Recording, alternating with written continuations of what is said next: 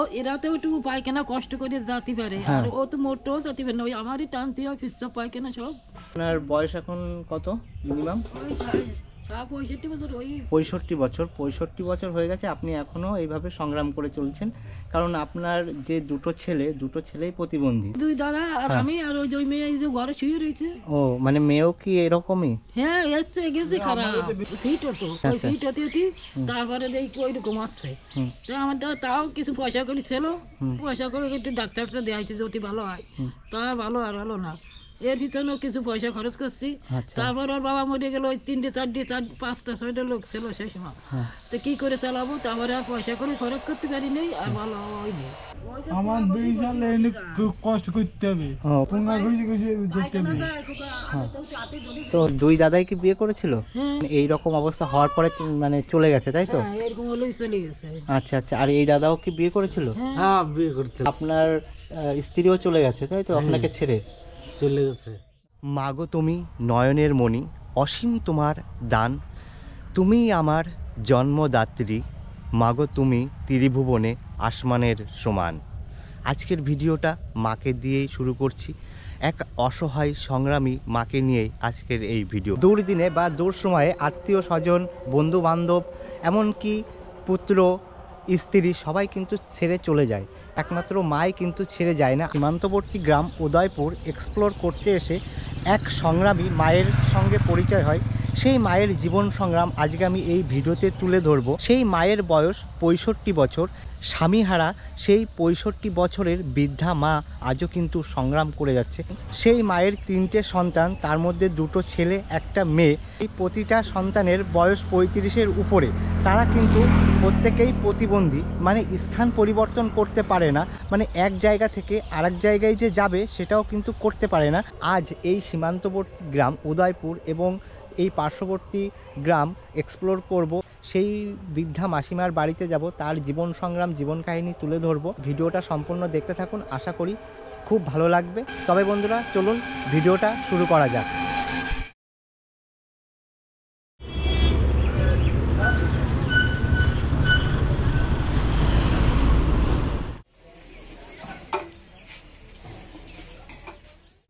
এই মুহূর্তে উপস্থিত আছি পাটশিমুলিয়া। এটা হচ্ছে পাটশিমুলিয়া, এটা সীমান্তবর্তী গ্রামের একেবারে পার্শ্ববর্তী গ্রাম। এখান থেকে সীমান্ত প্রায় 7 কিলোমিটার দূরে। এই যে রাস্তাটা চলে গেল, এটা হচ্ছে সীমান্তবর্তী গ্রাম সুটিয়া যাওয়ার রাস্তা। এখান থেকে বাগানগ্রাম থেকে 2 কিলোমিটার গেলেই সুটিয়া, আর এখান থেকে বাগানগ্রাম 5 কিলোমিটার। আর এটা হচ্ছে পাটশিমুলিয়া থেকে মেন রোড চলে গেল, এই রোডটা চলে গেল বনগা, এই রোডটা চলে গেল বয়রা। বয়রাটা হচ্ছে ভারতবর্ষের শেষ গ্রাম, তারপর ভারত বাংলাদেশ সীমানা, তারপর ওপার বাংলাদেশ। তো আজকে যে গ্রামটা এক্সপ্লোর করব সেটা হচ্ছে উদয়পুর। এখান থেকে মাত্র 4 কিলোমিটার হবে এই পাটশিমুলিয়া বটতলা থেকে। এখান থেকে উদয়পুর যেতে গেলে টোটোতে করে যেতে হয়, টোটোতে করে 3 কিলোমিটার, তারপর ওখান থেকে আবার হেঁটে হেঁটে বা অন্যান্য টোটোতে করে যেতে হয়। আপনারা হয়তো অনেকে জানেন সীমান্তের পার্শ্ববর্তী গ্রাম পাটশিমুলিয়া হচ্ছে সীমান্তবর্তী যেসব গ্রাম আছে সেখানের মেন রোড। এখানে বাস চলাচল করে, আর ভিতরে কিন্তু যেসব গ্রাম আছে ওইসব গ্রামে বাস পরিষেবা নেই। এখান থেকে কিন্তু এই পার্শ্ববর্তী গ্রামের মানুষজনরা বাস পরিষেবা পেয়ে থাকে। পাটশিমুলিয়া বটতলায় যে সোনুদার দোকান আছে, ফেমাস চায়ের দোকান, সেই চায়ের দোকান থেকে 1 কাপ লিকার চা খেয়ে এবার আমার গন্তব্যে রওনা দেব। তো এই হচ্ছে সোনুদার চায়ের দোকান। চা পড়ে গেল, দুধ ভিডিওতে ছেড়ে দাও, চা পড়ে গেছে। দেবনাথ টি স্টল, পাটশিমুলিয়া বটতলার একেবারে বটগাছের নিচে অবস্থিত। এই সোনুদার দোকান থেকে চা খেয়ে তারপর আমার গন্তব্যে রওনা দেবো। তার চা বানাচ্ছে, আর এখানে প্রচুর রকম ভ্যারাইটিস চা পাওয়া যায়। কত রকম চা পাওয়া যায় এখানে প্রকার? ওই তো দুধ চা, লাল চা, আর আছে তোমার 2 টাকা, 25 টাকা, 40 টাকা। ফাইনালি চা পেয়ে গেলাম। এই হচ্ছে দেবনাথ টি স্টলের চা। এটা পাটশিমুলিয়া বটতলায় অবস্থিত চায়ের দোকানটা, ফেমাস চায়ের দোকান। তো এই দোকান থেকে চা খেয়ে এবার আস্তে আস্তে আমার গন্তব্যে রওনা দেবো। দেবনাথ টি স্টল থেকে চা খাওয়ার পর এই প্রসঙ্গে বলি, দুধ চা খাওয়া ছেড়ে দিয়েছি। এখানে খুব সুন্দর দুধ চা তৈরি করে। তো আমার পিছনে পাটশিমুলিয়া বটতলা যে বাজারটা, সেই বাজার। এবার সামনে টোটো স্ট্যান্ড, এই টোটো স্ট্যান্ড থেকে টোটো চেপে আমার 2 কিলোমিটার যেতে হবে। উদয়পুর গ্রামটা কোন দিকে? পাটশিমুলিয়া স্টেশনের পাশ থেকে ডান হাতে চলে যাবো। এখান থেকে কত কিলোমিটার হবে?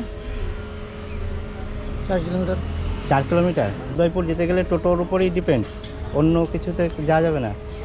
তো যাই হোক বন্ধুরা, দেখে নিলেন এখান থেকে যে টোটো স্ট্যান্ডের যে দাদাটা, ওনার সাথে কথা বললাম, উনি বললো এখান থেকে 4 কিলোমিটার ডিস্টেন্স উদয়পুর। তো উদয়পুর যেতে গেলে একমাত্র এই টোটোই ভরসা। তো আমার এখন মিনিমাম 2 কিলোমিটার টোটো করে যেতে হবে, তারপরে আবার ওখান থেকে 2 কিলোমিটার টোটো প্রসঙ্গে একটা বিষয় আপনারা কমেন্ট করেছিলেন কিছুদিন আগে, বলেছিলেন যে টোটো যারা চালায় তাদের প্রচুর ইনকাম। তো যারা শহর অঞ্চলে টোটো চালায় তাদের ইনকাম অনেক হলেও গ্রাম অঞ্চলে যারা টোটো চালায় সীমান্তবর্তী গ্রামে, তাদের ইনকাম কিন্তু সেরকম না। এই দাদার থেকে একটু শুনে নেব। তো দাদা, আপনাদের টোটোয় কীরকম ইনকাম? অনেকে ধারণা যে টোটো যারা চালায় তাদের ইনকাম প্রচুর, তা সেই হিসাবে আপনি 200-250 টাকা রোজ? রোজ। আর খরচা আছে কীরকম একটা টোটো রাস্তায় বের করলে? ধরো 150 টাকা। 150 টাকা খরচা।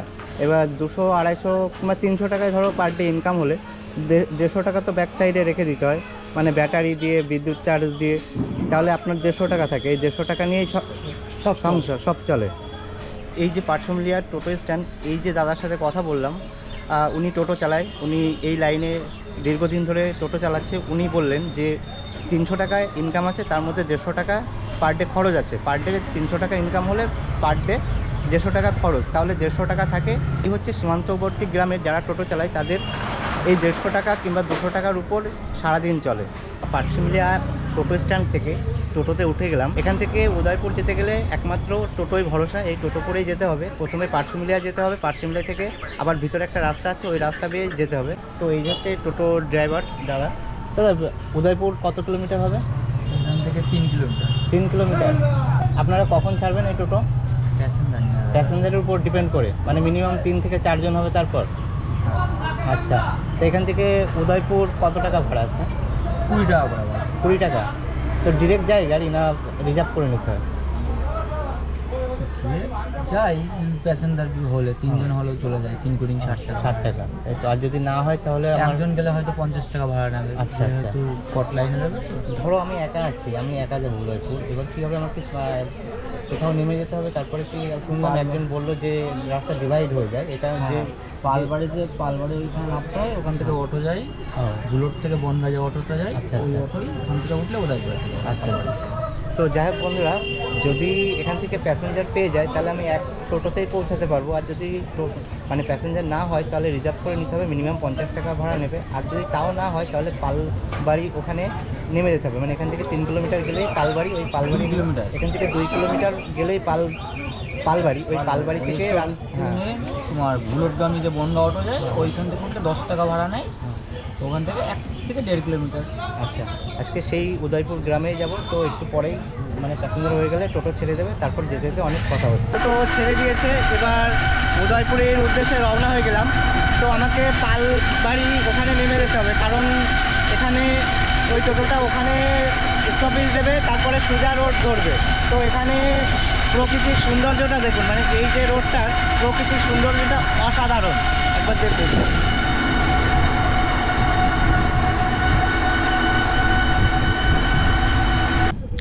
সীমান্তবর্তী গ্রাম পাটশিমুলিয়ার যে প্রাকৃতিক সৌন্দর্য, দুপাশে ফাঁকা মাঠ, তো এখানে বিভিন্ন সবজি চাষ হচ্ছে বা ধান চাষ হচ্ছে। আর এখন শীতের সময় বিশেষ করে সর্ষে চাষটা বেশি হয় এই গ্রামে বা এই অঞ্চলে। তো যাই হোক, কোনো চাষির সাথে দেখা হলে ডিরেক্টলি কথা বলবো, সেই চাষের বিষয়টা জেনে নেব। আর আমি টোটোতে যেতে যেতে এখানে নেমে গেলাম, মানে এখানে এত অপরূপ সৌন্দর্য যেটা আপনাদের না দেখালে অনেক কিছু মিস্টেক হয়ে যাবে। তো ওই জন্য ফাঁকা মাঠের এখানে নেমে গেলাম, তারপর হেল্প নিয়ে আমি সেই গ্রামে পৌঁছাবো। ফাঁকা মাঠে যখন দাঁড়ালাম, এই কাকুর সাথে দেখা হলো। তা কাকু ভালো আছেন তো? হ্যাঁ। তা আপনি কি সম্পূর্ণ চাষের সঙ্গে যুক্ত? হ্যাঁ। তো এই যে পাটশিমুলিয়া গ্রাম, পুরোটা কি বেশিরভাগ চাষের উপর নির্ভরশীল? বেশিরভাগ। আচ্ছা, এখানে কি চাষ বেশি হয়? এখানে ধান, পাট, সর্ষে, একেবারে ফুলি চাষ হয় কিছু কিছু। আচ্ছা আচ্ছা, আপনি কি চাষ করছেন? আমি ওই তোমার ধান, পাট, সর্ষে সব করি। এখন কি চাষ হচ্ছে? এখন সর্ষের চাষ আছে। এখন সর্ষে কেমন হয়েছে এখন? এখন সর্ষে মোটামুটি ভালো আছে, মানে এই যে পুরো মাঠটা মোটামুটি ভালোই ফসল হয়েছে। এবার সর্ষে ভালো আছে। আচ্ছা, আপনার কতটুকু আছে? আমার বিঘে 2 মতন আছে সর্ষে। আপনার নিজের জমি? নিজের জমি না, পরের জমি। ও, ভাগে করা। আচ্ছা, ভাগ বলতে অন্যের জমি টাকা দিয়ে নেওয়া যেটা সেটা? হ্যাঁ। মানে বছরে কত টাকা দিতে হয়? বছরে 5-6 হাজার টাকা বিঘে। 5,000-6,000 বিঘে। আগে কি টাকাটা দিয়ে দিতে হয়? আগে কন্ট্রাক্ট যখন করা হবে তখন দিলেও হবে, আবার তার কিছু চাষি আর বাদে মালিকের কাছ থেকে টাকা 2-4 মাস সময় নেওয়া হয়। আচ্ছা, ধরো আপনি কন্ট্রাক্টে কাজ করলেন, সর্ষে লাগালেন, ধরো কোনো রকমভাবে ক্ষতি হতেই পারে বা প্রাকৃতিক কারণে ক্ষতি হয়ে গেল, তখন ওই ভাড়টা কে নেবে? সেটা আমারই যাবে, সম্পূর্ণ আপনার নিজের? ও, সে তো জমিওয়ালা দেখবে না। আচ্ছা ভালো হলেও আমার, মন হলেও আমার। আচ্ছা, আপনার মোটামুটি এখন ফসল ঠিক আছে তো? হ্যাঁ, এখন ঠিক আছে। যাক, ভালো লাগলো। আর এমনি পটল বা না, কুঁদরি এসব? সবজি চাষটা আমি করি না। আচ্ছা আচ্ছা, মানে আপনি সবজি চাষ করেন না, এমনি ওই সর্ষে চাষ করেছেন? এই মাঠটা নিচু না এই মাঠটা নিচু বেশি? তুলনামূলক এই মাঠটা, এই চারটা নিচ্ছি। ফসল ভালো হয় কোন মাঠে? এই মাঠটা এই মাঠটা ফসল ভালো হয়, তাই তো? যাই হোক, কাকুর সঙ্গে অনেক কথা বললাম, ভালো লাগলো। কাকু ভালো থাকবেন। ফাঁকা মাঠে যেখানে নেমে গেলাম, এখানে এক কাকু আখের রস বিক্রি করছে। তো আখের রস কিন্তু গরমে খুব সুন্দর জিনিস একটা। এই কাকুর সাথে একটু কথা বলবো। তো কাকু, আপনি কি এখানেই কন্টিনিউ বসেন? হ্যাঁ, আচ্ছা, কখন বসেন? আমার এটা এক কাজে তো থাকি না, আচ্ছা আমি এই ব্যবসা করি, বিভিন্ন রকম কাজ করি। আচ্ছা, আপনার বাড়ি কি পাটশিমলে? মেন রোডে বাড়ি। মেন রোডে আখের ব্যবসা করছেন, এটা কি আপনার জমি রাখ না কিনে আনতে হয়? ধরে এখন কন্ট্রাক্ট বন্ধক নিয়ে জমিতে আখ লাগিয়েছিলাম। ও, মানে এই যে জমিটা, হ্যাঁ। এই জমিটা আপনার? কন্ট্রাক্ট এটা। আচ্ছা আচ্ছা ওইদিকে যেটা এটা কাটলাম, এটা হচ্ছে বন্ধকে আছে। আচ্ছা আচ্ছা, এটা আমারও না জমি, কন্ট্রাক্টে চাষবাস। চাষবাস করছেন কন্ট্রাক্টে, মানে আগে টাকা দিয়ে দিয়েছেন, তারপরে জমিটা চাষ করছেন এখান থেকে? আগে না, মানে বছরে কন্ট্রাক্ট, বছরে টাকা দেবা, হ্যাঁ। মালিক যদি ভালো লাগে তোমার হাতে থাকবে, হুম। নাহলে জমি মালিক ফেরত নিয়ে নেবে। আচ্ছা আচ্ছা, আপনি এই যে ফাঁকা মাঠের মাঝখানে বসেছেন, তা এখানে বেচা কেনা কেমন হয়? গরমের সময় খুব ভালো বেচা কেনা হয়। গরমের সময়, তাই তো? এখন তো ঠান্ডার সময়, এখন কেমন বেচা কিনা? এখন নরমাল আছে। এখন নর্মাল। তা দিনে কত গ্লাস সেল হয় তাও? গ্যারান্টি বলতে পারছি না। কালকে গিয়েছিল 50 গ্লাস, হ্যাঁ। আজকে হয়তো তাহলে টাকাটা দেখতে হবে কত ও গ্লাস। না, ঠিক আছে, মোটামুটি। যাই হোক, দেখুন কাকু কত মানে ভালো, এখন আমাকে দেখাবে বলে টাকা বের করছে যে গুনে দেখাবে। এই যে হচ্ছে গ্রামের মানুষজন এত সরল। আজকে সকালে কি আছে দেখতে হবে। হ্যাঁ, আজকের কপালে কি আছে আপনাদের কিন্তু লাইভ দেখিয়ে দিচ্ছে কাকু। তাহলে আমার হচ্ছে 70, 80, 90, 100, 120 টাকা। আমি খালি হাতে এসেছি। হ্যাঁ, 120 টাকা হয়েছে। টাকাও আমার ধারে ছিল না। হ্যাঁ। 120 টাকা ফক্ত ধরো, 130 টাকা ধরো। 130 টাকা, মানে মিনিমাম 13 গ্লাস বিক্রি হয়েছে, মানে এতক্ষণ ধরে 13 গ্লাস বিক্রি হয়েছে। যাই হোক, আপনার যা এই যে আখের রস বিক্রি করে আপনি মোটামুটি লাভবান তো? মানে এই যে আপনি বললেন লিজ নিয়ে জমি চাষ করেছেন, তারপরে জমিতে আখ লাগানো থেকে শুরু করে পরিচর্যা থেকে শুরু করে সব কিছু মিলিয়ে এই যে আখ বিক্রি করে আপনি মোটামুটি লাভের মুখ দেখতে পাচ্ছেন তো? হ্যাঁ, মোটামুটি আছে। আচ্ছা, যাক, ভালো লাগলো। তা আপনি গরমের সময় এখানেই থাকেন? কন্টিনিউ। ও, তা বন্ধুরা জায়গাটা বলে দিই, পাটশিমলিয়া বাগানগার যে রোডটা আছে, বাবলাতলা মাঠ। হ্যাঁ, বাবলারতলা মাঠ, ফাঁকা মাঠের মধ্যে এই কাকু কিন্তু এখানে আখ বিক্রি করে। গরমের সময় প্রচুর মানুষ এখানে আখের রস খায়, আর গরমের সময় প্রচুর সেল হয়। এখন শীতের সময় তাই একটু কম আছে। তো যাই হোক, কাকু খুব ভালো, এখানে লিজ নিয়ে কিন্তু এই ব্যবসাটা করছে। মেশিনপত্র কিনতেও তো অনেক টাকা খরচ করতে হয়েছে। হাওড়া থেকে আনতে গেলে সব রুলার এখন 16,000 পড়বে দাম। আচ্ছা, 16 থেকে আচ্ছা। 18,000। হ্যাঁ। 18,000 টাকা আমার অনলাইনে আমার ভাই আমার বানালো, এই মাসখানে হচ্ছে। আচ্ছা, আমি একটা এই বিষয়ে প্রশ্ন করব, আখের বিষয়ে। আখ আমি তো রস খেলাম, এখন তো ভালোই মিষ্টি। গরমের সময় মিষ্টিটা বেশি হয় না ঠান্ডার সময়? আরো মাটি শুকাবে, জমি শুকাবে, যত অত মিষ্টি বেশি বাড়বে। ও, যত মানে গুড়ার মাটি শক্ত হবে তত? হ্যাঁ, বর্ষার সময় মিষ্টি তো কম থাকে। আচ্ছা, মাটিতে আচ্ছা। রস থাকলে হ্যাঁ। রস বেশি হয়ে যাবে। মাটি টান পড়লে রসের টান পড়ে যায়, মানে মিষ্টি বেড়ে যায়। আচ্ছা আচ্ছা, বর্ষার সময় ঠিক আছে। এই টানের সময় মিষ্টিটা বাড়ে। যাই হোক, অনেক কথা জানতে পারলাম, অনেক এক্সপিরিয়েন্স হলো, কাকুটার সাথে কথা বললাম, খুব ভালো লাগলো। তা কাকু খুব ভালো থাকবেন, কাকু খুব ভালো থাকবেন, খুব ভালো লাগলো কথা বলে। জানি। আসছি। হ্যাঁ ধন্যবাদ। হ্যাঁ, তাহলে ধন্যবাদ। আচ্ছা, আপনাকেও অনেক ধন্যবাদ। কাকুর কাছ থেকে রস খেলাম, আখের রস খুব সুন্দর। আর এইবার কিন্তু আস্তে আস্তে আমি সামনের দিকে এগিয়ে যাব। এবার হাঁটতে হাঁটতে যেতে হবে, কিছু করার নেই। এখান থেকে প্রায় 800 মিটার আমি হাঁটবো, কারণ আমি যে টোটোটায় যাচ্ছিলাম সেই টোটোটা কিন্তু ছেড়ে দিয়েছি, কারণ আমি এখানে নেমে গিয়েছি। এত সুন্দর প্রাকৃতিক পরিবেশ আপনাদের দেখাবো বলে আর এখানকার কিছু মানুষের সাথে কথাও বললাম, খুব ভালো লাগলো। তো এবার চলুন আস্তে আস্তে সামনের দিকে এগিয়ে যাই। ফাইনালি পৌঁছে গেলাম পালবাড়ি। এখানে টোটো নামিয়ে দেয়, তবে আমি হেঁটে হেঁটে আসলাম। আর এখান থেকে এই যে রোডটা চলে গেছে, এইদিকে সোজা বাগানগ্রাম চলে গেছে, আর এই রোডটা চলে গেছে উদয়পুর। তো আমি এই রোড বেয়ে আস্তে আস্তে সামনের দিকে এগিয়ে যাব। পালবাড়ির ওখান থেকে হাঁটতে হাঁটতে উদয়পুরের দিকে রওনা দিয়ে দিলাম। আর এদিকেও কিন্তু ফাঁকা মাঠ, আর মাঠের দুপাশে কিন্তু বিভিন্ন রকম চাষবাস হচ্ছে। এখন কিন্তু সর্ষের সময়, তো বেশিরভাগ জমিতে সর্ষে চাষ হচ্ছে। তো দেখুন এই যে হচ্ছে সর্ষে গাছ, খুব সুন্দর ফুল ফুটে আছে, দেখো কত সুন্দর, একেবারে মন মুগ্ধকর পরিবেশ, মানে কি বলবো, সত্যি অসাধারণ লাগছে। তো দেখুন উদয়পুরের যে মাঠে, বেশিরভাগ মাঠ কিন্তু সর্ষে চাষ হচ্ছে। তো গ্রাম অঞ্চলে কিন্তু যে চাষবাস, এখন শীতের সময় চাষবাসটা কিন্তু খুব সুন্দর হচ্ছে। তো দেখুন কত সুন্দর, একটু মাঠের মধ্যে নেমে গেলাম। তো আপনারা অনেকে প্রশ্ন করতে পারেন যে আপনি ফাঁকা মাঠে নেমে গেলেন কেন, টোটোতে করে আসতে পারতেন। তো দেখো, এক্সপ্লোর করতে গেলে অনেক হাঁটতে হয়, হাঁটলে অনেক কিছু দেখানো যায়, কিন্তু টোটোতে থাকলে আমি কিন্তু সেটা দেখাতে পারতাম না। আপনারা অনেকেই বলতে পারেন যে আমি প্রতিবন্ধী, তবুও কেন আমি এরকম হেঁটে হেঁটে আপনাদের দেখাই। কারণ হেঁটে হেঁটে যদি আমি যাই তাহলে অনেক কিছু দেখাতে পারবো, আর যদি না হেঁটে টোটোয় চলে যেতাম তাহলে কিন্তু অনেক কিছু আমি মিস করে যেতাম, যেগুলো আপনারা দেখেননি বা আমিও দেখিনি, সেগুলো কিন্তু দেখাতে পারতাম না। ওই জন্য হেঁটে হেঁটে আপনাদের দেখাতে দেখাতে সামনের দিকে এগিয়ে যাই। তো দেখো কত সুন্দর, অসাধারণ লাগছে কিন্তু। আর এখানে একটা দাদার সাথে দেখা হলো। দাদা ভালো আছেন তো? হ্যাঁ ভালো দাদা। তা আপনার কি বাড়ি এখানেই? না না, এখানে না, বাগি। বাগি? তো কোথায় গেছিলেন? ওই কাজ করতে গিয়েছিলাম। আপনি কি কাজ করেন? সেন্টারিং কাজ। সেন্টারিং কাজ। যে উদয়পুর গ্রামটা সীমান্তবর্তী পাশের গ্রাম, মানে সীমান্তের প্রায় কাছাকাছি গ্রাম। তা এই সীমান্তবর্তী গ্রামে বেশিরভাগ কি এই যে চাষবাসের উপর নির্ভরশীল? হ্যাঁ হ্যাঁ, বেশিরভাগ চাষবাস। আচ্ছা আচ্ছা, ব্যবসা আর চাষবাস। চাকরি বাকরি। আচ্ছা আচ্ছা। তো আপনি রাজমিস্ত্রি কাজ করেন? রাজমিস্ত্রি। তো বাগির থেকে এখানে এসেছেন কাজ কাজ করতে? করতে। আচ্ছা আচ্ছা। হ্যাঁ। আপনাদের এখন দিনমজুর কত করে দেয়? আমাদের মিস্ত্রি 500 টাকা আর হেল্পার 400 টাকা।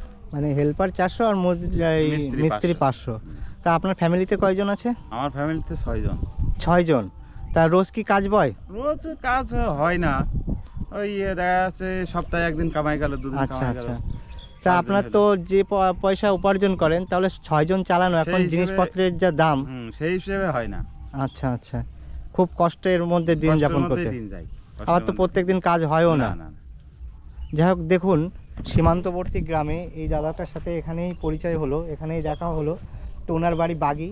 আমি কিন্তু বাগি নিয়েও ভিডিও বানিয়েছি। বাগির একটা ব্রিজ ছিল, সেই ব্রিজটার দুর্দশা খুব খারাপ ছিল। খুব খারাপ। সেই ব্রিজ নিয়ে কিন্তু আমি ভিডিও তৈরি করেছিলাম। সেই বাগি গ্রামের একটা দাদার সাথে দেখা হয়ে গেল এখানে, উনি রাজমিস্ত্রি কাজ করে। তো যাই হোক, অনেক কথা বললাম, কারণ ওনার যা ইনকাম, ওই ইনকামে পরিবারের 6 জন চালানো খুব কষ্টের। সীমান্তবর্তী গ্রামের মানুষরা কত সংগ্রাম করে তাদের জীবনযাপন করছে, কেউ চাষবাস, কেউ রাজমিস্ত্রি বা কেউ ব্যবসা, এরকমভাবেই কিন্তু সীমান্তবর্তী গ্রামের মানুষের জীবন সংগ্রাম। তো দাদা, খুব ভালো লাগলো কথা বলে। Thank you. আপনাকেও অনেক ধন্যবাদ। ভালো থাকবেন, সুস্থ থাকবেন। Thank you. যা একটু সামনে থেকে ঘুরে আসি। হ্যাঁ। তো আপনাদের দেখালাম যে এই যে সর্ষে ক্ষেত, এখানে কিন্তু সর্ষের ফুলটা খুব সুন্দর হয়েছে, মানে এই এই এই জমিতে কিন্তু সর্ষেটা খুব দারুণ হবে। আর এই যে পটল ক্ষেত, পটল ক্ষেতে কিন্তু জল ছিল না, শুকিয়ে গেছে, ওই জন্য পটল গাছও শুকিয়ে গেছে। তো আবার নতুন করে জল দেওয়া হয়েছে, আশা করি খুব ভালো হবে। তো চলুন আস্তে আস্তে সামনের দিকে এগিয়ে যাই। ফাইনালি পৌঁছে গেলাম উদয়পুর। এটা হচ্ছে উদয়পুর। তো এই দিকে যেতে হয় গাড়াপোতা, আর এই দিক দিয়ে যেতে হয় ট্যাংরা কলোনি, আর এই দিকের রাস্তাটা আমি যে রাস্তা দিয়ে হেঁটে এসেছি পাটশিমুলিয়া, এটা কিন্তু এই রাস্তা দিয়ে যেতে হয়। ওই যে বাইকটা যাচ্ছে ওইটা কিন্তু সোজা চলে গেল পাটশিমুলিয়া। আর আমি যেখানে দাঁড়িয়ে আছি এই দিকে গাড়াপোতা চলে গেল, আর এই দিকে ট্যাংরা কলোনি। যে বাড়িটাই যাচ্ছি সেই বাড়িটাই যেতে গেলে কিন্তু এই পথ দিয়ে যেতে হবে। এই জায়গাটা কিন্তু অসাধারণ, কারণ এপাশে বাওর, সামনে বাওর, আর মধ্যে দিয়ে রাস্তা, অসাধারণ লাগছে। দেখুন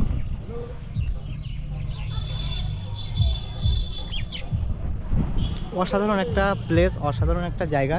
পিকনিকের জন্য এই জায়গাটা কিন্তু খুবই সুন্দর। আমি কিন্তু এই রাস্তা পেয়ে হেঁটে যাব, কিছুটা সামনে যেতে হবে, তারপর সেই বাড়িটা পাবো, সেই বাড়িটা যাব, যাবতীয় তথ্য তুলে ধরবো। তো চলুন বন্ধুরা, এখন বর্তমানে গ্রাম ট্যাংরায় আছি, ওই পাশটা উদয়পুর। তো যেই মাসিমার বাড়িতে যাব সেই মাসিমার বাড়ি কিন্তু এই রাস্তা বেয়ে যেতে হবে, মানে এই ঢালাই রাস্তা বেয়ে এখান দিয়ে যেতে হবে। এখান থেকে এই ঢালাই রাস্তা বেয়ে কিছু দূর গেলেই কিন্তু সেই মাসিমার বাড়ি পড়বে। তো যাব, চলুন আস্তে আস্তে সামনের দিকে এগিয়ে যাই। এই মুহূর্তে উপস্থিত আছি গ্রাম ট্যাংরার একটা মাসিমার বাড়িতে, যিনি খুবই দরিদ্র। এই মাসিমার সংগ্রাম, জীবন সংগ্রাম এতটাই কঠিন যেটা বলা বাহুল্য। তো আপনাদের এই সংগ্রামটা তুলে ধরবো। মাসিমার বয়স 65 বছর হয়ে গেছে, তবুও প্রতিদিন প্রতিনিয়ত সংগ্রাম করে চলছে।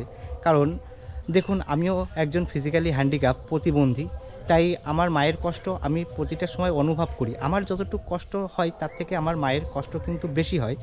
তো যে মাসিমার সাথে কথা বলবো, সেই মাসিমার দুটো ছেলেই কিন্তু প্রতিবন্ধী, চলতে পারে না, সেভাবে কাজ করতে পারে না। এই মাসিমা 65 বছর বয়সে কিন্তু সংগ্রাম করে সংসার চালিয়ে এই দুটো ছেলে মুখের দিকে তাকিয়ে তাদেরকে এখনও সেইভাবে লালন পালন করে যাচ্ছে, যদিও তারা যুবক। তাদের সাথে একটু পরিচিত হয়ে নিই, বাকি কথা আস্তে আস্তে সব হবে। দাদা, আপনার নাম কি? বিশ্বজিৎ সেন। আপনি ভালো আছেন তো? হ্যাঁ। আপনি তো চলতেই পারেন না, না, মানে এখান থেকে যদি ওই ঘরে যেতে হয় তা আপনারা কীভাবে যাবেন? আমার বিশাল খুব কষ্ট করতে হবে, পুঙ্গা ঘুষে ঘুষে যেতে হবে। দাদাকে দেখতে পাচ্ছেন, উনি কিন্তু পুরো হ্যান্ডিক্যাপ। এই যে দাদাটার গাড়ি পুরোটা ভেঙে গেছে, দেখুন এই গাড়ি নিয়েই কিন্তু দাদা এখান থেকে বা পার্শ্ববর্তী এরিয়ায় বা এখান থেকে স্থান পরিবর্তন করে এই গাড়িটার মাধ্যমে। যদিও আপনি কি করেন দাদা, কিছু করেন কাজবাজ? কি কাজ করবো, গাড়ি খারাপ, আমি গাড়ি পাইলে যাও, আমি নিজের সঙ্গে চালাতে পারতাম, কিন্তু কাজবাজ কোনো কাজবাজই করছেন? এই এখানে গ্রাম ঘুরে হ্যাঁ, আমি নিজের পেটটা চালাতে কিন্তু এখন আপনার গাড়ি পুরো নষ্ট হয়ে গেছে, আপনি তাও চালাতে পারছেন না। তাও চালাতে না, এই গাড়িটা চিন্তা করছি, গাড়ি কোন জায়গায় পাচ্ছি না। মেন কথা, এই যে দাদার মানে গাড়ি যদি থাকে, মানে এই যে এই গাড়ি যদি একটা থাকে, তাহলে বিভিন্ন গ্রাম ঘুরে কিছু উপার্জন করে তাও নিজের পেটটা চালাতে পারে। কিন্তু আপাতত এখন কিচ্ছুই পারছে না, কারণ তিনি বেরোতেই পারছেন না। আর যে মাসিমা, এই যে মাসিমাকে আপনাকে দেখায়, এই মাসিমার যে কষ্ট, যা দুঃখ, মাসিমার পাশেই আমি বসে পড়লাম। তো মাসিমা ভালো আছেন তো? ভালো, ওই আগের টুকটাক করে চলে। তা আপনার বয়স এখন কত মিনিমাম? ওই 65 বছর ওই 65 বছর হয়ে গেছে, আপনি এখনও এইভাবে সংগ্রাম করে চলছেন। কারণ আপনার যে দুটো ছেলেই প্রতিবন্ধী, তাই তো? হ্যাঁ, বাড়িতেই থাকে, তাই তো? বাড়িতেই থাকে। আচ্ছা আচ্ছা, এইভাবে আপনার সংসার চলে। যদিও এই যে ঘরটা তো মানে সরকারিভাবে আপনারা পেয়েছেন, তাই তো?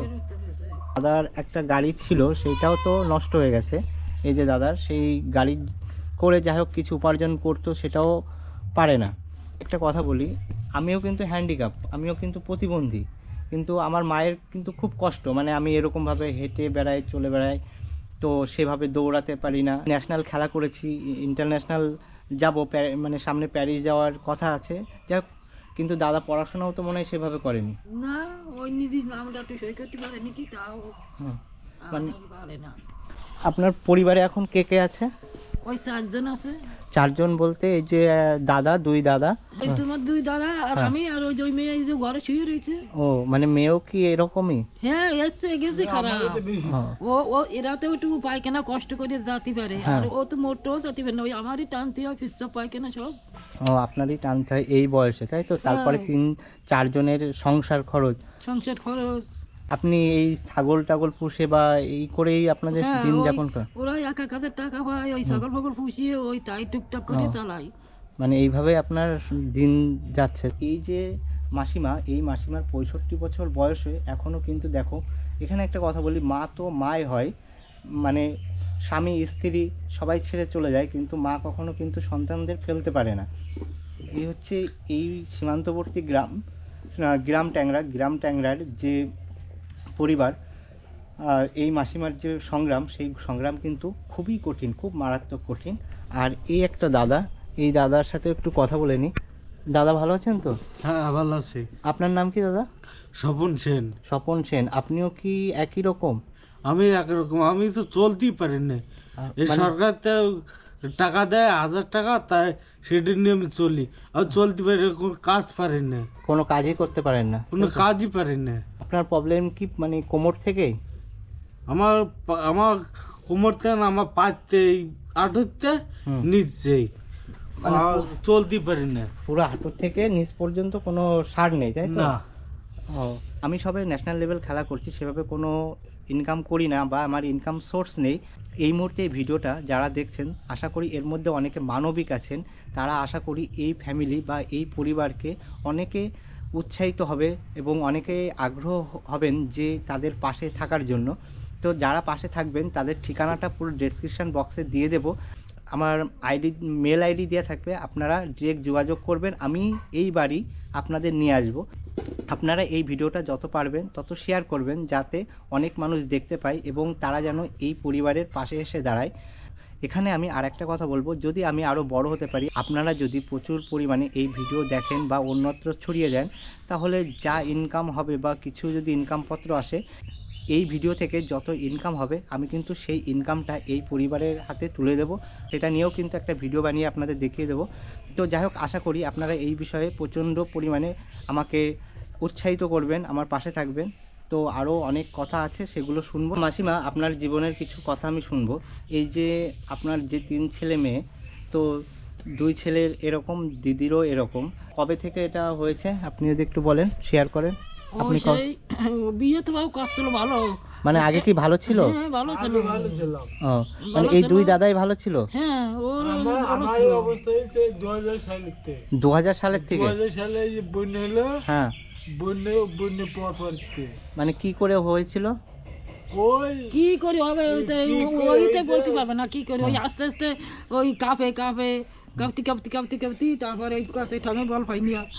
বিশ্বজিৎ দাদা আগে ভালো ছিল, তাই তো? হ্যাঁ, ভালো ছিল। মানে 2000 সালের পর থেকে এই পরিস্থিতি। হ্যাঁ, তা মানে উনি বুঝতে পেরেছিল যে কি করে হয়েছিল বিষয়টা, মানে এরকম পায়ের প্রবলেমটা কি করে হয়েছিল? আমি ওই আগে একটু ফিট হতো। আচ্ছা ওই আচ্ছা। ফিট হতে তারপরে দেখি ওইরকম আসছে। হুম। তো আমার তাও কিছু পয়সা করি ছিল, হুম। পয়সা করে একটু ডাক্তারটা দেওয়া হয়েছে যদি ভালো হয়। হুম। তা ভালো আর ভালো না, এর পিছনেও কিছু পয়সা খরচ করছি। আচ্ছা। তারপর ওর বাবা মরে গেল, ওই 3টে 4টে 5টা 6টা লোক ছিল সেই সময়। হ্যাঁ। তো কি করে চালাবো, তারপরে আর পয়সা করে খরচ করতে পারি নেই, আর ভালো হয়নি।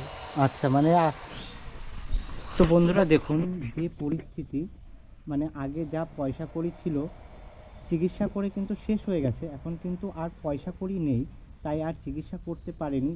এই যে মাসিমার কষ্ট, মাসিমার দুঃখ, সেটা আমি বুঝতে পারছি। মানে খুব করুণ অবস্থা। যদি মানে পয়সা কড়ি থাকতো কিন্তু চিকিৎসা করাতে পারতো। যদি আপনারা কোনো ডাক্তার বা কোনো বড় লেভেলের কাউ দেখে থাকেন, যদি এনাদের একটু চিকিৎসাও করানো যায়, তাহলে আপনারা একটু কমেন্ট করে জানাবেন। 2 দাদাই কি বিয়ে করেছিল? হ্যাঁ, এই রকম অবস্থা হওয়ার পরে মানে চলে গেছে, তাই তো? হ্যাঁ, এরকম হলেই চলে গেছে। আচ্ছা আচ্ছা। আর এই দাদাও কি বিয়ে করেছিল?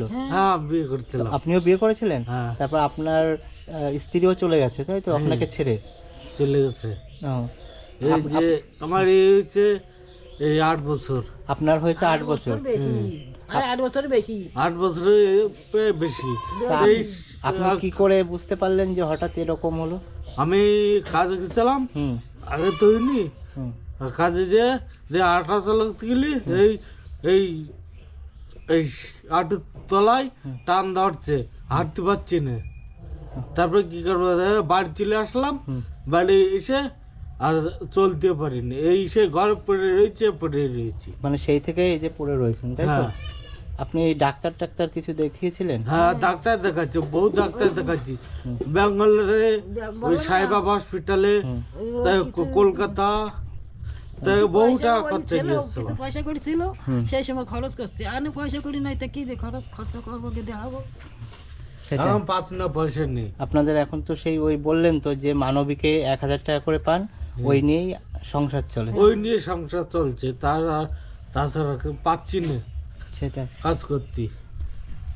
দেখুন ভাগ্যের লিখন। আগে কিন্তু এই দাদা, এই বিশ্বজিৎ দাদাও দুইজনেই কিন্তু কাজ করতো, মানে সুস্থ সবল ছিল। আমি যেরকম পোলিও হয়েছিল, আমি যেরকম ছোট 5 মাস বয়সের থেকে হ্যান্ডিক্যাপ, সেটা আমার ব্যাপারটা ছেড়ে দিলাম। কিন্তু এই যে দুই দাদা কিন্তু আগে চলাফেরা করতে পারতো, কাজ করতো, বিয়ে থাওয়াও হয়েছিল, কিন্তু যখন উনি প্রতিবন্ধী হয়ে যায়, যখন ওনার অসুখটা করে, যখন ফিজিক্যালি হয়ে যায়, তারপরে কিন্তু তার ওয়াইফ তাকে ছেড়ে চলে যায়। কিন্তু কথায় আছে না, মা তো মাই হয়, মা কিন্তু কখনো ছেলে মেয়েদের ফেলতে পারে না।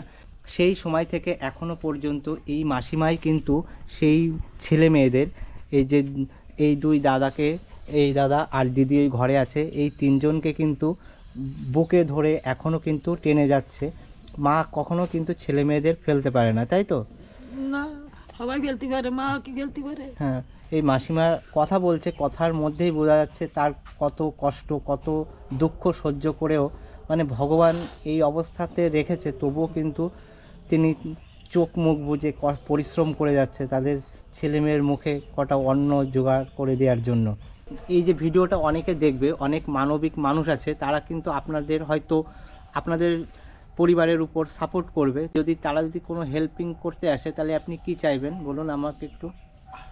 আমার হাতে পয়সা দেওয়া লাগবে না, আমার হাতে পয়সা দেওয়া লাগবে না, এইরকম আমার গাড়ি একখান করে দিলে আমি তাই খাটে করে পয়সা গ্রাম ঘুরে করে আয় করতে পারবো। আচ্ছা, তো দেখুন, একটু ঘুরিয়ে ফিরিয়ে মানে এই গাড়ি যদি একটা করে দিতে পারে কেউ, তাহলে ওই গ্রাম ঘুরে কিছু ইনকাম করবে, বা কি যেভাবে হোক উনি পরিশ্রম করে হোক, গাড়ি ঘুরে হোক, মানে গাড়ি ঘুরে হোক, ভিক্ষা করে হোক, যে করে হোক, উনি ইনকাম করে সংসারটা চালাতে পারবে। মানে এই গাড়ির জন্য উনি এখন পুরো বসে আছে, তাই তো? তো বন্ধুরা দেখলেন, এই দাদার মেন প্রবলেম হচ্ছে কোমর থেকে স্থান পরিবর্তন করতে পারে না। এই গাড়িটাই কিন্তু তার সম্বল, কিন্তু গাড়িটা ভেঙে গেছে, ভেঙে চুরে গেছে। তো অনেক চেষ্টা করছে, কিন্তু সেকেন্ড মানে গাড়ি পাচ্ছে না। আপনারা যদি এই ভিডিওটা কোনো মানবিক ব্যক্তি বা কোনো সংস্থা বা কোনো সহৃদয় ব্যক্তি দেখে থাকুন, তাহলে এই যে দাদাটা, এই দাদাটার জন্য মানে দাদা কিন্তু কিছুই চায় না, টাকা পয়সা কিছুই চাচ্ছে না, এরকম একটা গাড়ি যদি আপনারা করে দিতে পারেন, তাহলে উনি যে হোক করে স্থান পরিবর্তন করে বা এই গাড়ি ঘুরে কয়েক কটার ইনকাম করে করতে পারবে। তো আপনারা একটু ওনার দিকে তাকাবেন, অনেক সহৃদয় ব্যক্তি আছেন, তারা হয়তো এগিয়ে আসবেন আর ওনার পাশে থাকুন। এই বিশ্বজিৎ দাদা কিন্তু বেশি কিছু চায় না, তার পরিশ্রম করার জন্য একটা এই গাড়ি দরকার খুব। তো আপনারা যদি সরাসরি ওনার সাথে যোগাযোগ করতে চান, তাহলে আমি একটা নাম্বার বলে দিচ্ছি ডিসপ্লের উপরে, এবং এই নাম্বারটা আমি ডেসক্রিপশন বক্সেও লিখে দেবো, আপনারা ডিরেক্ট ওনার সাথে কথা বলে নিতে পারেন। তো নাম্বারটা হচ্ছে 9647740231। এই নাম্বারে আপনারা ডিরেক্ট কল করে নিতে পারেন। আর এই যে পরিবার, এই পরিবারের কিন্তু সত্যি খুব কষ্টের মধ্যে, প্রতিনিয়ত কষ্টের মধ্যে সংগ্রাম করে দিন চলে। এতটাই পরিশ্রম করতে হয় যে তিনটে ছেলে মেয়ে কিন্তু এখন একই অবস্থায় আছে, তিনজনই কিন্তু শারীরিকভাবে সক্ষম। আপনি কি প্রতিবেশী দাদা? হ্যাঁ দাদা, আমার পাশের বাড়ি। আপনার পাশের বাড়ি। তা এই যে পরিবারটা, তা এই পরিবার তো খুব পরিশ্রম করে, তাই তো? তা ইনার যে একটা গাড়ি দরকার, উনি অনেক চেষ্টা করছে, কিন্তু অনেক এখন তো ওনার যা পরিস্থিতি, এটা চালিয়ে যে কারোর কাছে যাবে সেটাও খারাপ হয়ে গেছে, তাই তো? এখন তো একটা মনে হয় নতুন গাড়ি হলে উনি ঠিক আছে, কিন্তু এটা ওইভাবে ও চলতে পারছে না, হ্যাঁ, ওই জন্য বাড়ির থেকেও যেতে পারে না কোথাও। আচ্ছা, আর মানে এই যে মাসিমার তিনটে ছেলে মেয়ে একই রকম? হ্যাঁ, তিনটে ছেলে মেয়ে একই রকম। তো মানে আপনারা, ছেলে একটা মেয়ে। আচ্ছা, হ্যাঁ, তা আপনারা তো গ্রামের মানুষরাও তো কিছু হেল্পের দিক থেকে আপনারাও তো এগিয়ে আসেন বিভিন্ন ক্ষেত্রে, তো আসি, কিন্তু আপনাদের পরিস্থিতিও তো সেরকম না যে আপনারাও যে কিছু হ্যাঁ করবো, আমাদের তো পরিস্থিতি ওরকম নাই। না, খুব মানে বিষয়টা খুব খারাপ লাগছে যে বললো দাদা যে মানবিকের যে টাকাটা পায় সেই টাকায় সংসার চলে। তা এইভাবে তো চলা খুবই কঠিন। আর যদি গাড়ি থাকে তাহলে দূরে যেতে পারবে, একটু বেরোতে পারবে, যা কিছু রোজগার করতে পারবে। গাড়ি ছাড়া উনি এখন পুরো নিঃস্ব হয়ে বসে আছে বাড়িতে। এনাদের এরকম অবস্থা কতদিন ধরে, আপনি কতদিন ধরে দেখছেন? আপনি তো প্রতিবেশী।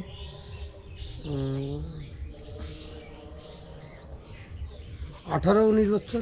18-19 বছর ধরে, 20 বছর হয়ে গেছে, তাই তো? আমার বিয়ে 20 বছর, আমি আগে দেখতে পেলাম। মানে আপনার বিয়ের পরে দেখতে পাচ্ছেন যে এনারা এইভাবেই আছে? না, ও একটু ভালো ছিল, ওই এই দাদাটা। হ্যাঁ, হ্যাঁ, ও একটু ভালো ছিল, আর তারপর আমার বিয়ে আস্তে আস্তে খারাপ হয়ে গেছে। আচ্ছা ভালো ছিল, কাজকর্ম করেছে, বাইরে গেছে। মানে যখন ভালো ছিল তখন কাজকর্ম করেই খেত, কিন্তু পড়ে যাওয়ার পর থেকে আর কিছু করতে পারে না, তখন পুরো এখন মানে প্রায় টাকা পায়, ও 1000 পায়, আমি হ্যাঁ সেটাই বললো যে 1000 টাকা করে পাই, সেই নিয়েই সংসার, ওই যে মানে খোলা মনেই বলে দিল। মানে ওই দিয়ে টালিয়ে চালায়, কন্ট্রোল চাল কেনে, মানে কম দামে কন্ট্রোল চাল পায়, আটা পায়, এই খায়। মাসিমার কথা ভাবুন একটু, মানে 3টে ছেলে মেয়ে, 3জনই একই রকম, তার কতটা পরিস্থিতি খারাপ, তার কতটা সংগ্রাম করতে হয় প্রতিটা মুহূর্ত, তার প্রতিটা সময় কিভাবে কাটে আপনারা একটু অনুভব করুন। তো অ্যাকচুয়ালি এখানে একটা কথা বলি, আমি নিজেও হ্যান্ডিক্যাপ, নিজেও প্রতিবন্ধী, আমার মা তাই প্রতিনিয়ত কান্না করে যে আমার ছেলেটা এরকম, আর ওনার 3টে ছেলে মেয়ে একই রকম। তাহলে এখানে বলবো যারা আপনারা অনেকেই ভিডিওটা দেখবেন তারা কিন্তু অবশ্যই কিছু না কিছু আপনাদের এই দাদাকে একটু হেল্প করবেন। বিশেষ করে এই 2 দাদার একটাই চাওয়া যে এই গাড়িটা যদি হয় তাহলে কিছু না কিছু করে খেতে পারবে বা কিছু করতে পারবে। তো আশা করি আপনারা এতে সহযোগিতা করবেন।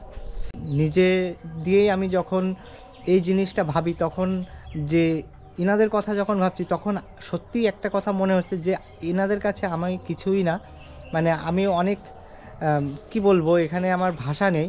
কারণ আমি নিজেকে ভাবতাম যে আমি এরকম, আমি মানে পৃথিবীতে আমি এরকম, ভগবানকে প্রশ্ন করতাম যে আমাকে কেন এরকম বানালো। কিন্তু আজকে এই যে 3টে মানুষকে দেখে বা এই মাসিমাকে দেখে একটা জিনিসই ভাবছি যে আমি ওনাদের কাছে কিছু না, অনেকেই ভালো, কিন্তু সত্যি মানে পৃথিবীতে বেঁচে থাকাটা কিন্তু একটা সংগ্রামের, লড়াই করাটা সংগ্রামের। তাদেরও সংসার ছিল, তাদেরও মানে বিভিন্ন কাজকর্মের সাথে নিযুক্ত ছিল, কিন্তু কপালের সেই লিখন যে দাদা বা প্রতিবেশী, তো এই দাদা কিছু বলতে চাই, কিছু বার্তা দিতে চাই এই দাদাদের হয়ে, এই পরিবারের হয়ে।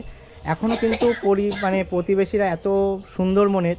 তো যাই হোক, দাদার কথাটা একটু শুনুন। বলছি দাদা, আপনারা বন্ধুরা আপনারা যদি হেল্প করতে চান ফোনপের মাধ্যমে, তাহলে আগে নাম্বারটায় কল করে নেবেন, তারপর ওনাদের সঙ্গে কথা বলে তারপরে মোটামুটি আপনার তারপরে দিবেন। কিন্তু হয়তো কেউ বিশ্বাস করে না যে পয়সাটা পৌঁছাচ্ছে কি জায়গা মতন, কি পৌঁছাচ্ছে না। ওই জন্য বলছি নাম্বারটায় কথা বলবেন, আগে কল করে কথা বলবেন, তারপরে কেউ যদি কিছু দান করার ইচ্ছা হয় তাহলে নাম্বারটা বলছি 7811088310। এই নাম্বারটায় আমার পাশের বাড়ি, কিন্তু এই নাম্বারটায় কল করবেন, ওনাদের সঙ্গে আগে কথা বলবেন, তারপরে বিশ্বজিৎদের সঙ্গে আগে কথা বলাবো আপনাদের, তারপরে মোটামুটি আপনারা দান করতে পারবেন। দাদা কিন্তু বলেই দিল বিষয়টা। দেখুন, আমি কিন্তু এই জায়গায় এসে এক্সপ্লোর করতে এসে এই পরিবারের সাথে কথা বলে সত্যি আমার খুব খারাপ লাগলো, বিষয়টা আমার নিজের মনেই ধরলো, ওই জন্য তাদেরকে একটু আমি তুলে ধরার চেষ্টা করলাম। তো আপনারা সব যে যা পারবেন বা আপনাদের যারা মানবিক আছেন তারা কিন্তু আশা করি ইনাদের পাশে দাঁড়াবে। আর যদি আপনারা কেউ সঙ্গে দেখা করতে চান তবুও আপনারা আসতে পারেন। ঠিকানাটা একটু বলে দেবেন। গ্রাম ট্যাংরা। আপনারা যদি এই বাড়িতে আসতে চান বা এই যে দাদা, এই দাদা কিংবা এই দাদাকে সঙ্গে সরাসরি যদি যোগাযোগ করতে চান তাহলে ঠিকানাটা একবার বলে দিই। এটা বনগাঁ ব্লকের ট্যাংরা গ্রাম পঞ্চায়েতের গ্রাম ট্যাংরা গ্রাম। আপনারা ফোনও করে নিতে পারেন ওনাদের। তো সত্যি এনারা আর্থিকভাবে খুবই কষ্টের মধ্যে আছে, যে কষ্টটা দেখে আমারও খুব খারাপ লাগছে। আমি সব থেকে ভাবছি এই যে মাসিমার যে কষ্টটা, 65 বছর বয়স হয়ে গেছে, সেই 65 বছর বয়সে এখনও প্রতিদিন সংগ্রাম করতে হচ্ছে, খালি ছেলে মেয়েদের মুখের দিকে তাকিয়ে, কিছু করারও নেই ওনার। তাই এই পরিস্থিতিতে আপনারা যদি কেউ এই মাসিমার পাশে দাঁড়ান বা মাসিমার একটু হাতটা শক্ত করেন এবং মাসিমার মনোবল যদি একটু বৃদ্ধি করেন তাহলে খুবই ভালো হয়। দাদার সাথে কথা বলে খুব ভালো লাগলো, কারণ তার পাশের বাড়ির মানুষ, তিনিও কিন্তু প্রতিনিয়ত খেয়াল রাখছে এই দাদাদের। হ্যাঁ, পাড়ার পাশে এই কিছুদিন আগে আপনার কাকিমা, আমি দাঁড়িয়েছি, উনি শরীর খারাপ, জ্বরে কাঁপছে থুতুর করে, মানুষ নেই তো, কোনো মানুষ নেই। আমি সাইডে আর এই ছেলেটা এই পাশের একটা বাড়ি ও আছে। এবার আমি দেখে পড়ে যাচ্ছে, ঝম করে ধরেছি, জাম করে ধরে আমি ওখানে নিয়ে বসালাম। যাই হোক, ভগবান আমাকেও ওখানে নিয়ে এসেছিল তখন। একটা জিনিস দেখুন, উনি এখন আছে বলেন এই যে 3টে ছেলে মেয়ে 3 বেলা খাবার তো পাচ্ছে, খাবার পাচ্ছে। যদি উনি কোনো রকম কিছু হয়ে যায় তাহলে খালি এনাদের আর এক করে আর কি ডান হাত গালে উঠবে না। তাহলে এনাদের অবস্থা কি হবে একটু বন্ধুরা এইটা একটু ভাবুন। মাসিমা মধ্যে খুব অসুস্থ হয়ে পড়েছিল, খুব অসুস্থ মানে খুব অসুস্থ। যদি কোনো রকম মাসিমার কিছু হয়ে যেত তাহলে এই যে 3টে ছেলে মেয়ে একই রকম মানে ফিজিক্যালি হ্যান্ডিক্যাপ 3জনই চলাফেরা করতেই পারে না, তাহলে তাদের যে 3 বেলা একটু মুখে অন্ন তুলে দেয় এই মাসিমার যেভাবে হোক যত কষ্ট করে হোক, তাহলে উনি যদি কিছু হয়ে যায় তাহলে আপনি একটু ভাবুন তাহলে ওনাদের কি পরিস্থিতির শিকার হতে হবে, তাহলে এই যে 3টে ছেলে মেয়ে তাদের কি পরিস্থিতি হবে। তা আপনারা আশা করি এই বিষয়টা একটু দেখবেন আপনারাই সব। এই যে বিশ্বজিৎদার বাড়িতে অনেকক্ষণ থাকলাম, অনেক কথা বললাম, আর মাসিমার সাথেও অনেক কথা বললাম। তো মাসিমা খুব ভালো থাকবেন, আপনারাও খুব ভালো থাকবেন। আর সবার কাছে একটা প্রস্তাব আমি নিজেই দিলাম, যে যেমন পারেন এই পরিবারের পাশে থাকবেন। এই কষ্টটা আমি ভালো করে বুঝি, আমি নিজেও একজন হ্যান্ডিক্যাপ, যে মায়ের যে কী কষ্ট সেই মাই বোঝে। আমার মা যেভাবে কষ্ট করে মানে আমাকে নিয়ে যেভাবে কষ্ট পাই, যে তার মনের ভাবটা যেমন আমি বুঝতে পারি, তাহলে এই মায়ের কি অবস্থা। আমার পরিবারের আমি যেরকম একা, তাও আমি ফিজিক্যালি হ্যান্ডিক্যাপ, তাও এদিক ওদিক দৌড়ে বেড়াচ্ছি। আর এনার যে 3টে ছেলে মেয়ে 3জনই মানে একই রকম, তাহলে ওনার মনের অবস্থাটা কেমন ভাবুন একবার। তো যাই হোক, এই ভিডিওটা এখানেই শেষ করছি। আপনারা সবাই ভালো থাকবেন, সুস্থ থাকবেন। আশা করি সবাই এনাদের প্রতি একটু দৃষ্টি আকর্ষণ করবেন। আপনারা সবাই সুস্থ থাকবেন, ভালো থাকবেন। আবার দেখা হচ্ছে নতুন ভিডিওতে। মাসিমা আপনিও ভালো থাকবেন। আমি আপনার ছেলের মতন আপনার কাছে ঠিক আবার আসবো। আর এই দাদারা ভালো থাকবেন। হ্যাঁ, তুমি ভালোই থাকো কুকু। হ্যাঁ, আমি ঠিক আসবো। আর রাখছি দাদা, আপনারাও ভালো থাকবেন। খুব ভালো লাগলো আপনাদের সাথে কথা বলে। আর পাশে থাকবেন এনাদের একটু। আমরা তো আমার বাড়ি তো অনেক দূরে, কম বেশি আপনারা পাশে আছেন, একটু খেয়াল রাখবেন। আসছি দাদা, সবসময় থাকি তো।